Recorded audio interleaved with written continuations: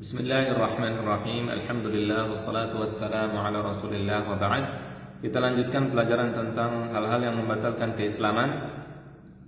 Qala al-muallif rahimahullahu ta'ala, ar-rabi'u man i'taqada anna ghayra hadi an-nabi sallallahu alaihi wasallam akmalu min hadihi aw anna hukma ghayrihi ahsanu min hukmihi kalladhina yufaddiluna hukma at-tawaghit ala hukmihi fa huwa kafirun.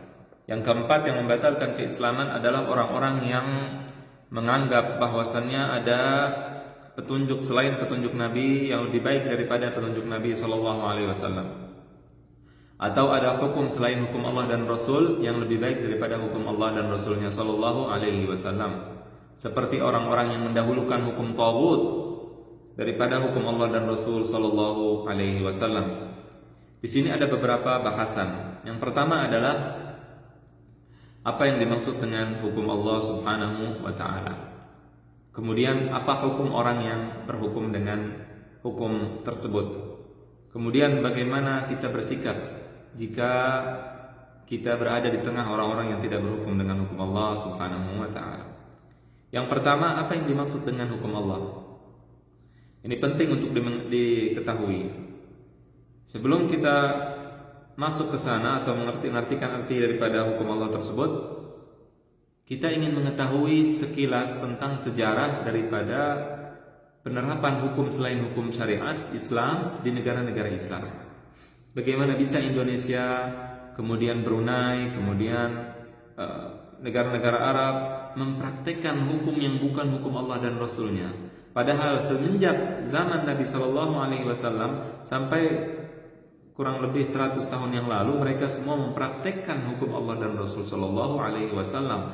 Mereka melegalkan hukum Allah dan Rasul Sallallahu Alaihi Wasallam. Apa yang membuat mereka berubah?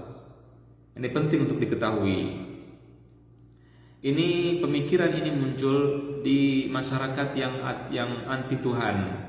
Masyarakat yang anti Tuhan, pemikiran daripada orang-orang yang biasa disebut dengan komunis, ateis, tidak bertuhan, tidak percaya dengan Tuhan. Mereka memiliki pemikiran, sebagian mereka mengatakan tidak ada Tuhan sama sekali, ya, orang-orang tersebut mengatakan seperti itu. Dan ada sebagian orang lain yang mengatakan ada Tuhan, tapi Tuhan tersebut tidak perlu ikut campur kepada kehidupan manusia. Tuhan kita berikan haknya di gereja, kita berikan haknya di tempat ibadah saja. Ini perkataan orang kafir.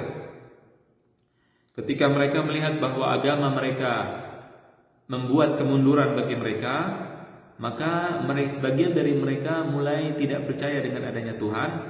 Kemudian sebagian dari mereka mengatakan bahwasannya Tuhan tidak perlu ikut campur dalam kehidupan politik, tidak perlu ikut campur dalam kehidupan ekonomi, tidak perlu ikut campur dalam kehidupan bermasyarakat. Yang radikal mengatakan tidak ada Tuhan sama sekali, Tuhan tidak ada. Mereka orang-orang ateis, komunis. Kemudian ada lagi orang-orang yang mengatakan Tuhan kalau ada, tidak usah ikut campur dengan kehidupan politik, kehidupan ekonomi, kehidupan yang lain. Cukup di masjid, cukup di gereja, mohon maaf, karena mereka bukan orang Islam. Ya, mereka asalnya bukan Islam. Pemikiran permasalahan ini timbul di tengah-tengah orang-orang Kristen. Kemudian muncullah pemikiran tersebut yang disebut dengan sekularisme. Akhirnya mereka memisahkan antara agama dengan kehidupan masyarakat, dengan kehidupan ekonomi, dengan kehidupan politik. Hasilnya adalah negara-negara Eropa yang sekarang kita lihat. Agama tidak ikut campur masalah kehidupan mereka, kehidupan ekonomi, kehidupan politik, kehidupan bermasyarakat. Agama tidak ikut campur, hanya bisa untuk memberikan masukan-masukan saja, memberikan nasihat-nasihat saja. Adapun di dalam Islam, agama Allah dan Rasul Sallallahu Alaihi Wasallam adalah pemilik kekuasaan yang tertinggi, Malikin Nas, raja manusia. Ya, yang tentunya sangat berbeda dengan pemikiran tersebut. Pemikiran tersebut bertentangan dengan ajaran gereja dulu. Dulu gereja memiliki kekuasaan yang sangat besar, namun karena gereja tidak mampu untuk membuat maju orang-orang Kristen, dan ternyata gereja dan juga Bible mereka membuat kemunduran bagi mereka, maka mereka melakukan revolusi, mereka melakukan perlawanan terhadap ajaran gereja. Itu permasalahan orang kafir. Bagaimana bisa masuk ke orang Islam? Bagaimana orang Islam sekarang ikut-ikutan mengatakan agama tidak usah dibawa-bawa ke politik, agama tidak usah dibawa-bawa ke ekonomi, agama tidak usah dibawa-bawa di dalam kehidupan bernegara. Mulai dari mana ucapan kafir, ucapan kekufuran ini muncul? Kekufuran ini muncul pada saat penjajahan merajalela di seluruh negara-negara Islam. Ketika para penjajah Kristen yang datang ke negara-negara Islam dengan tujuan gold, yaitu merampok. Al-gold artinya emas, mereka ingin merampok kekayaan daripada negara yang dijajah. Kemudian gospel, yaitu ingin menyebarkan Injil mereka atau Bible mereka, menyebarkan agama mereka. Kemudian glory, yaitu mencari kejayaan. Ini kita pelajari dulu. Dengan tujuan ini mereka ingin menguasai negara-negara Islam, dan kemudian mereka tahu bahwa musuh mereka adalah orang Islam. Jadi kalau ada yang mengatakan mereka cuma datang ke Indonesia sekedar untuk menjajah, adalah perkataan orang-orang yang bodoh. Spanyol dan Portugis yang dulu menjajah Indonesia, mereka menjajah Indonesia setelah membantai umat Islam yang ada di Spanyol. Spanyol dan Portugis, di sana dulu ada, di sana disebut Andalus. Negara Spanyol dulu disebut dengan Andalus, dan di Andalus tersebut ada seorang ratu yang terkenal namanya Ratu Isabella. Dia membantai umat Islam di sana, dibantai habis-habisan. Kemudian mereka melakukan ekspansi, melakukan perluasan wilayah ke negara-negara Islam, diantaranya adalah Indonesia dan negara yang bukan Islam juga. Mereka menjajah di sana. Tujuannya selain merampok adalah menyebarkan ajaran agama mereka. Ini harus dimengerti. Nah, dari sinilah, dari penjajahan-penjajahan inilah muncul pemahaman-pemahaman baru, dan mereka juga terkontaminasi dengan virus-virus pemikiran-pemikiran yang kafir, seperti pemikiran sekuler yang mereka sebarkan. Jadi di Indonesia disebarkan pemikiran sekularisme, disebarkan dan diterapkan hukum selain hukum Allah Subhanahu wa taala, yang lewat tangan penjajah. Sekarang kita mewarisi hukum tersebut. Hukum yang kita praktekkan sekarang adalah hukum warisan daripada para penjajah. Tadinya umat Islam di Indonesia, raja-raja Islam yang telah masuk Islam di Indonesia, sebagaimana disebutkan oleh Syekh At-Tantawi, disebutkan di dalam kitab namanya Fi Indonesia. Kitab Fi Indonesia di sini adalah kitab karangan seorang ulama namanya Syekh Ali Tantawi. Ketika dia berkunjung ke Indonesia, di sini dia menjelaskan bahwa dulu Indonesia menjalankan ajaran Islam, menjalankan syariat Islam. Raja-raja di Jawa ketika masuk Islam, mereka mempraktekkan hukum Islam. Tidak ada orang Islam mengatakan asyhadu alla ilaha illallah kemudian tidak mau praktek hukum Al-Quran dan Sunnah Nabi. Tidak ada. Itu di seluruh negara Islam. Kalaupun ada, hanya satu orang, dua orang, dan mereka pun disuruh untuk menerapkan hukum Islam dan tidak dipatuhi ketika tidak mau mempraktekkan hukum Islam. Jadi karena penjajah, akhirnya mulai ada pemikiran-pemikiran baru, pemikiran-pemikiran kufur, pemikiran-pemikiran yang kafir.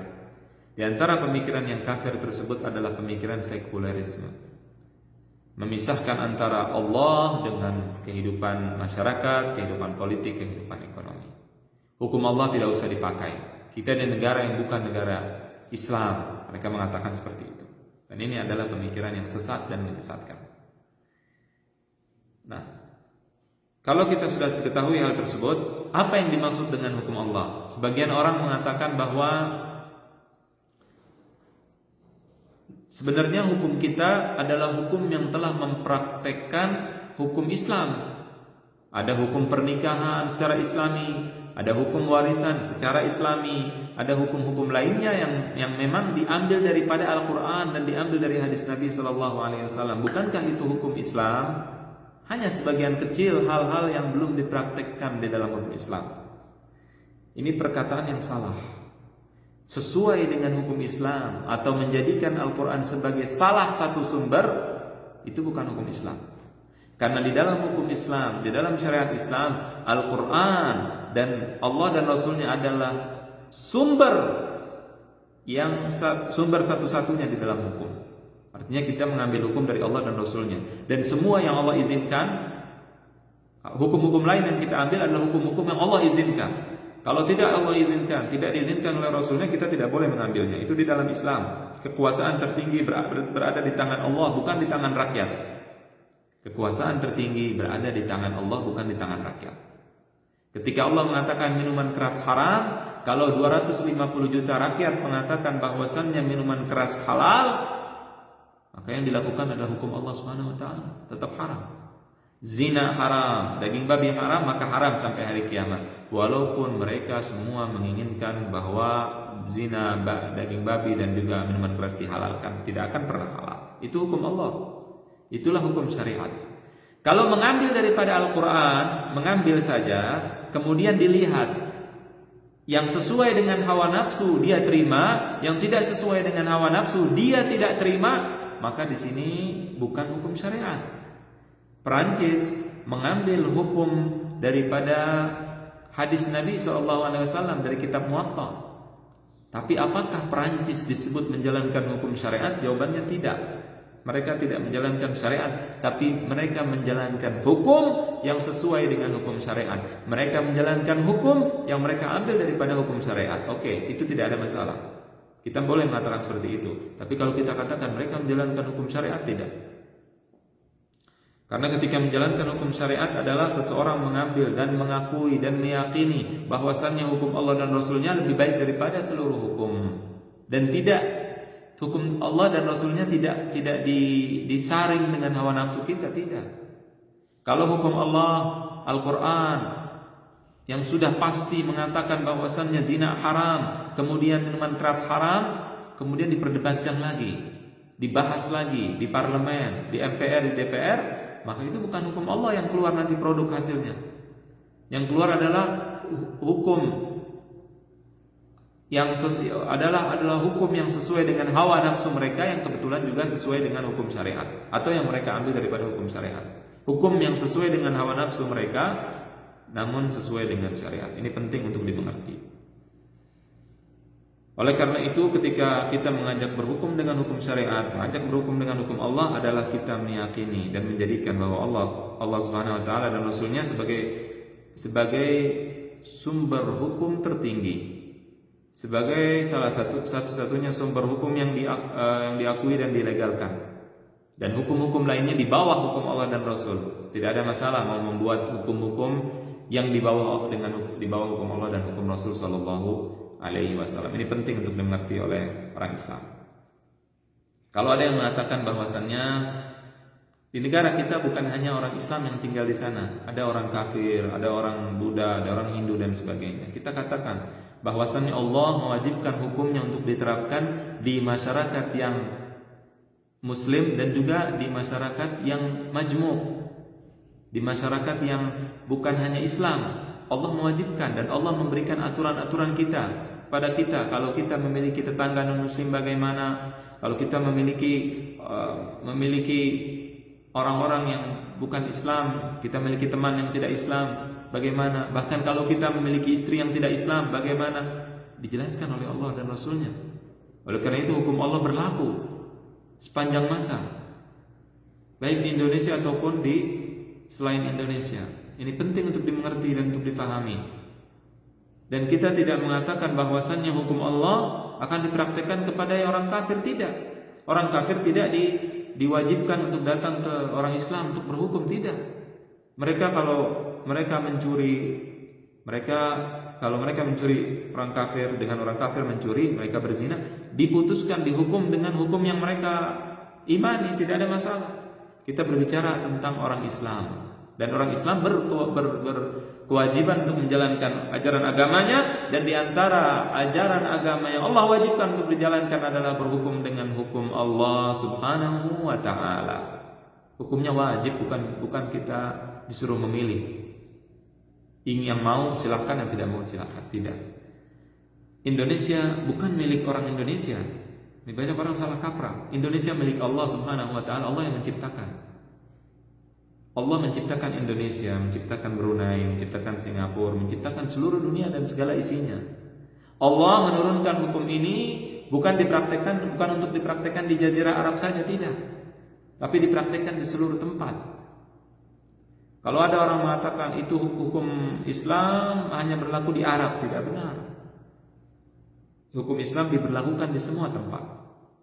Yang di tempat tersebut orang-orangnya mengatakan bahwa mereka beriman kepada Allah dan Rasulnya sallallahu alaihi wasallam. Fala wa rabbika la yu'minun, maka demi Allah mereka tidak beriman hatta yuhaqqimu, sampai mereka menjadikan Rasulullah sebagai sumber hukum fi ma syajara bainahum, kalau ada pertentangan dalam suatu masalah. Tsumma la yajidu fi anfusihim harajan mimma qadaita wa yusallimu taslima, kemudian di dalam hati mereka tidak ada masalah dengan hukum Allah dan Rasulnya sallallahu alaihi wasallam, dan mereka mempasrahkan diri mereka kepada Allah dan Rasul. Itu adalah firman Allah Subhanahu wa taala yang wajib kita laksanakan dan wajib kita lakukan. Ini penting untuk dimengerti. Jadi sebagian orang mengatakan itu budaya Arab, itu berasal dari Arab. Maka pertanyaan yang muncul adalah kenapa mereka menolak hukum Allah Subhanahu wa taala dengan alasan itu dari Arab, kemudian mereka melaksanakan semua hal yang berasal dari barat. Semua hal yang berasal dari Yahudi, kemudian berasal dari Nasrani, mereka laksanakan, mereka lakukan. Semua kebudayaan barat boleh dikerjakan, boleh dilakukan di Indonesia. Diskotik bukan kebudayaan Indonesia, mereka bawa dari barat. Tapi tidak ada yang mengatakan itu bukan budaya Indonesia, tidak ada masalah. Kemudian pakaian mereka yang mereka pakai sekarang, mereka pakai rok mini misalkan, mereka pakai busana pakaian yang bukan berasal dari Indonesia, mereka ikuti gaya barat. Tapi tidak ada yang bahas hal tersebut, tidak ada yang mengatakan itu bukan budaya Indonesia. Mereka membawa pemikiran barat, mereka terapkan di Indonesia. Sekulerisme adalah pemikiran bukan berasal dari Indonesia asalnya, tapi mereka terapkan di Indonesia. Undang-undang barat, undang-undang penjajah Belanda, mereka terapkan di Indonesia, padahal itu bukan berasal dari Indonesia asalnya, tapi mereka terapkan. Dan banyak hal yang mereka terapkan bukan berasal dari Indonesia. Kemudian ketika Allah menyuruh untuk menjalankan hukumnya, mereka mengatakan itu berasal dari Arab, tidak usah dibawa-bawa ke Indonesia. Ini adalah perkataan orang kafir dan orang-orang munafik. Ciri orang munafik adalah menolak hukum Allah Subhanahu wa ta'ala. Ini yang pertama. Kemudian yang kedua adalah apa hukumnya orang-orang yang menolak hukum Allah Ta'ala. Kalau dia mengatakan tidak perlu berhukum dengan hukum Allah, maka dia kafir, murtad, keluar dari Islam, tidak disolatkan jika dia meninggal dunia. Kalau dia mengatakan bahwasannya tidak perlu berhukum dengan hukum Allah, kemudian dia mengatakan misalkan ada hukum lain yang lebih baik daripada hukum Allah, ini juga murtad. Atau dia membolehkan, dia mengatakan boleh berhukum dengan selain hukum Allah, boleh, terserah. Mau pakai hukum waris Islami boleh, mau tidak pakai hukum waris Islami boleh. Di sini hukumnya adalah orang tersebut keluar dari Islam. Tidak ada perbedaan pendapat di sini. Kalau dia meyakini hal tersebut. Kenapa? Karena di sini dia membolehkan yang Allah haramkan. Allah mewajibkan untuk berhukum dengan hukum waris yang Allah turunkan, dia mengatakan boleh pakai hukum lain. Di sini dia melawan Allah Subhanahu wa taala. Allah mengatakan minuman keras hukumnya haram, kemudian dia mengatakan bahwasannya terserah, yang mau minuman keras boleh, yang tidak mau minum boleh. Atau dia mengatakan bahwasannya minuman keras adalah hak pribadi masing-masing, yang mau minum boleh, yang tidak boleh. Maka di sini juga hal ini mengeluarkan dari Islam. Saya akan berikan contoh yang penting untuk dipahami. Ketika seseorang minum minuman keras dan dia mengatakan bahwasannya minuman keras haram karena Allah dan Rasulnya mengharamkan, maka orang ini Islam, Muslim, walaupun dia minum minuman keras. Kalau ada orang tidak minum minuman keras dan dia mengatakan bahwa minuman keras tidak baik untuk kesehatan, tidak baik untuk moral, namun dia mengatakan hukumnya halal, terserah, yang mau minum silahkan, yang tidak mau minum silahkan, maka orang tersebut kafir. Dia tidak minum minuman keras tapi kafir. Kenapa? Karena dia mendustakan Allah. Allah mengatakan haram, dia katakan halal. Menghalalkan yang Allah haramkan, menghalalkan yang sudah pasti, atau mengharamkan yang sudah hal yang sudah pasti, di sini bisa mengeluarkan dari Islam. Orang makan daging babi dan dia mengatakan hukumnya babi haram, tapi saya Islam, saya makan daging babi. Dia Muslim tapi fasik, Muslim melakukan kemaksiatan. Namun ketika dia makan daging babi, dia tidak makan daging babi, tapi dia mengatakan daging babi yang mau makan boleh, yang tidak mau makan tidak ada masalah. Daging, saya bicara terhadap umat Islam, saya bicara tentang Islam, umat Islam. Dia mengatakan kepada umat Islam, daging babi yang mau makan boleh, yang tidak makan tidak ada masalah. Di sini dia sedang melakukan kekafiran karena dia mengingkari bahwa daging babi hukumnya haram dan Allah telah mengharamkannya dalam Al-Qur'an. Maka dia telah kafir. Dia tidak makan daging babi. Permasalahannya bukan di makan tidak makannya, permasalahannya di pemikirannya, permasalahannya di dalam keyakinannya. Oleh karena itu orang-orang yang meyakini bahwasannya hukum Allah Subhanahu wa ta'ala tidak wajib untuk dikerjakan, bahwa hukum Allah Subhanahu wa ta'ala tidak wajib untuk ditegakkan, hukum Allah ada hukum yang lebih baik daripada hukum Allah Subhanahu wa ta'ala, kemudian dia meyakini bahwasannya boleh menjalankan selain hukum Allah, maka hukumnya adalah kafir murtad daripada agama Islam. Ini yang pertama.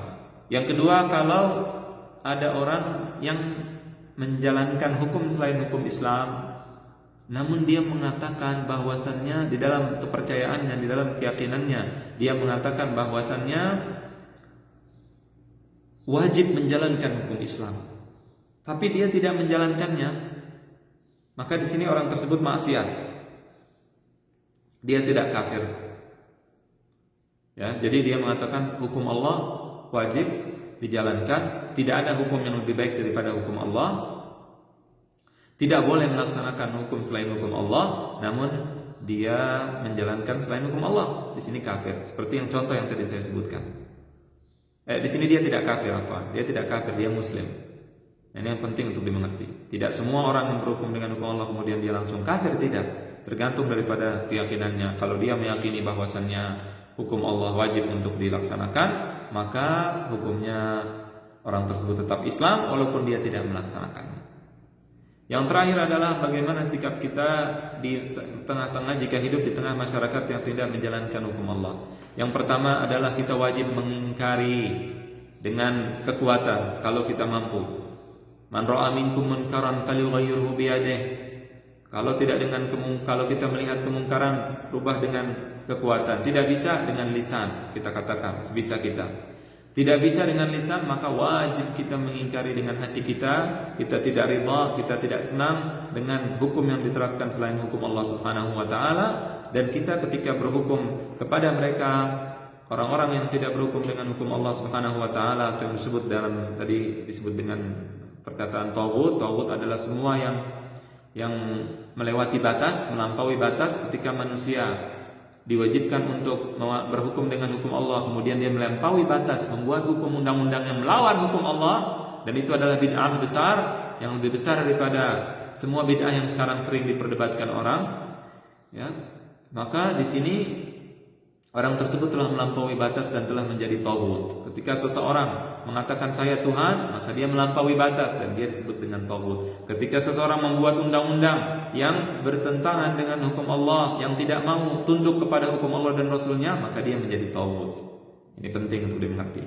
Sikap kita adalah mengingkari dengan kekuatan, dengan lisan dan dengan perkataan sebisa mungkin. Itu yang pertama. Kemudian yang kedua, kalau kita berhukum maka kita usahakan mencari hukum yang sesuai dengan hukum Allah dan Rasulnya sallallahu alaihi wasallam. Ketika kita bercerai, kita wajib pakai hukum Islam. Wajib hukumnya, tidak boleh kita pakai hukum selain hukum Islam walaupun dibolehkan oleh negara. Kita tidak boleh memakai hukum warisan yang tidak Islami walaupun dibolehkan oleh negara. Ya, itu penting untuk dimengerti. Dan ketika tidak bisa, kita dirampok misalkan, kita wajib lapor polisi yang tidak pakai hukum Allah, tidak ada masalah, kita boleh untuk datang ke mereka terpaksa. Kemudian berikutnya adalah bagaimana cara kita merubahnya. Cara kita merubahnya adalah dengan hikmah, dengan mau'izatul hasanah, dengan memberikan nasihat yang baik. Dan di saudara-saudara kita di Brunei, mufti Brunei, kemudian para ulama di Brunei menasihati Sultan Brunei agar dia kembali kepada Allah dan Rasulnya Sallallahu Alaihi Wasallam. Diingatkan dengan kematian bahwa ketika Anda berkuasa, Anda akan berkuasa sementara, namun setelah itu Anda akan dimintai pertanggungjawaban oleh Allah Subhanahu Wa Taala.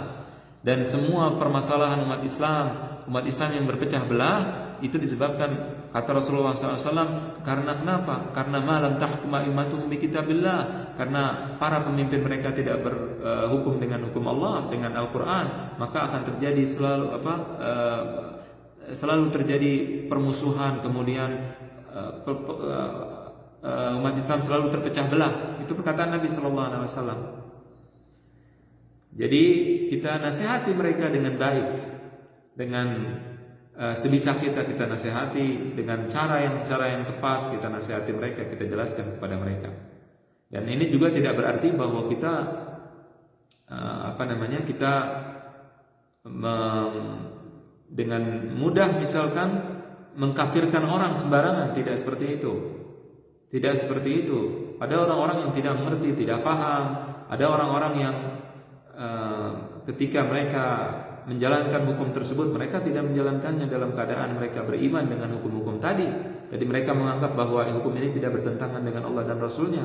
Jadi tidak sembarangan kita mengatakan bahwa orang lain kafir. Tidak boleh sembarangan. Dan saya ingatkan bahwa di dalam sebelum kita belajar pelajaran ini, kita sudah menjelaskan berbagai hal di dalam muqaddimah. Itu penting untuk dimengerti. Jadi jangan hanya mendengar satu ceramah ini kemudian kita mengkafirkan orang seenaknya. Tidak boleh melakukan hal tersebut. Namun kalau kita melihat ada orang yang mereka anti terhadap syariat Islam, ya, maka ketika mati jangan kita salatkan, karena kita tidak tahu Allahu a'lam bagaimana orang tersebut. Kalau dia anti dengan syariat Islam, memerangi syariat Islam, maka dia mati jangan disalatkan. Ini penting untuk dimengerti. Mudah-mudahan Allah Subhanahu wa taala memberikan hidayah kepada para pemimpin kita agar mereka kembali kepada jalan yang lurus.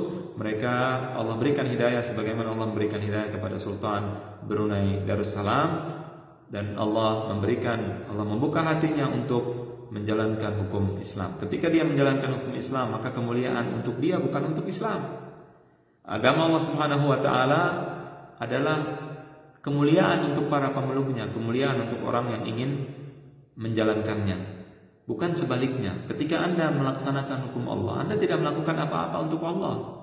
Anda melakukan kebaikan untuk diri Anda. Anda ketika akan mati, nanti pada saat hari kiamat, ketika Anda akan dihisab, Anda akan dipertanyakan. Bukankah Allah telah menurunkan Al-Quran? Bukankah di sana ada ulama yang mengatakan wajib untuk menjalankan Al-Quran? Kemudian Anda menolak dengan kesombongan. Anda seperti Fir'aun, Anda akan dikumpulkan bersama Fir'aun dan para pemimpin yang menolak hukum Allah dan Rasulnya Sallallahu Alaihi Wasallam. Nah, ketika dia menjalankan hukum tersebut, dia bisa menjawab, ya Allah, saya telah menjalankan hukum-Mu. Ya Allah, saya telah mempraktikkan apa yang telah Engkau perintahkan. Allah mengatakan di dalam Al-Quran, la mu'aqqiba li hukmih, tidak ada yang bisa komentar terhadap hukum Allah Subhanahu Wa Taala. Ketika Allah mengatakan sesuatu hal hukumnya wajib, maka wajib. Allah mengatakan haram, maka haram. Tidak perlu dimusyawarahkan, tidak perlu voting, tidak perlu siapa yang setuju dan tidak setuju, tidak ada hubungannya. Allah mengatakan minuman keras haram, maka hukumnya haram. Tidak perlu kita musyawarah dengan siapapun di muka bumi. Ketika Allah mengatakan salat 5 waktu hukumnya wajib, maka hukumnya adalah wajib. Tidak perlu kita musyawarah kepada siapapun. Tidak perlu dibahas di MPR, tidak perlu dibahas di DPR apakah hukum salat wajib atau tidak. Zina hukumnya haram, tidak perlu lagi dibahas di MPR dan DPR. Tidak perlu. Tidak perlu lagi ketika Allah mengatakan daging babi haram kemudian dibahas di parlemen. Apa hukumnya, siapa yang setuju haram, siapa yang tidak setuju haram. Begitu juga dengan syariat Islam, tidak perlu dibahas kita angkat tangan siapa yang setuju dan tidak setuju. Ketika mereka Muslim, mereka melaksanakannya. Kalau mereka mengaku mereka Muslim, mereka melaksanakannya. Ya, namun karena kebodohan dan karena penjajahan, maka umat Islam telah berubah, sebagian umat Islam berubah. Dan yang hak menjadi batil, yang benar menjadi seolah-olah dia batil, dan yang batil menjadi hak. Kenapa? Karena banyak orang-orang yang belajar terkontaminasi oleh pemikiran sekuler. Kalau kita ingin melihat pemikiran-pemikiran murni dari seluruh kelompok Islam, lihat sebelum penjajahan. Jangan lihat siapapun ulamanya, siapapun mereka, jangan dilihat setelah penjajahan. Karena mereka setelah penjajahan ada sebagian orang yang terkontaminasi, yang terkena oleh pemikiran-pemikiran yang dibawa oleh para penjajah di negara-negara Islam. Jadi ini yang harus difahami. Allahu a'lam. Mudah-mudahan jelas. Wassallallahu wasallam wa baraka ala nabiyina Muhammad wa ala alihi wa sahbihi ajma'in.